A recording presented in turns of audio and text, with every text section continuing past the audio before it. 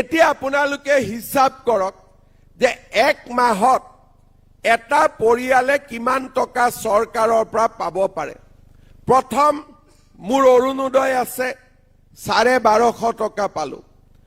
অৰুণোদয় থাকিলে ration card থাকিবই লাগিব। ৰেশন কাৰ্ডত চাউল 800 টকাৰ চাউল ঘৰত বিনামূলীয়াকৈ আহিলে।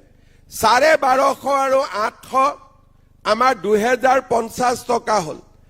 গেছৰ চিলিণ্ডাৰ কিনিলো 400 টকা বেংকৰ একাউণ্টত সোমালে 2400 টকা হল। আৰু আমাৰ ঘৰত যদি এটা বিধৱা পেঞ্চন আছে তাতো আমি 1250 টকা পালো। 24 আৰু 1250 টকা তাতে হিসাব কৰি দিয়ক, প্ৰায় 3600 rupees হল।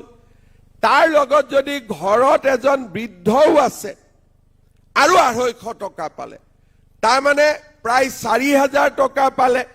বোলে নহয় ঘৰত ছোৱালী এজনী আছে যোনে কলেজত পঢ়ি আছে, 1250 টকা আকৌ চৰকাৰৰ পৰা নিযুত মইনা আঁচনি পালে, 5200 টকা হল। আজি যদি আপোনালোকে চাই যে কংগ্ৰেছৰ দিনত লুঙি ধুতি সূতা কম্বল আঁঠুৱা, আৰু আমাৰ দিনত এটা পৰিয়ালত যদি অৰুণোদয় পৰিয়াল হয়, এই অৰুণোদয় পৰিয়ালটোৱে 5000 ৰেশন কাৰ্ড আৰু অৰুণোদয় থাকিলে এটা পৰিয়ালে 5000 5500 টকালৈকে মাহত আজি সুবিধা পাই আছে।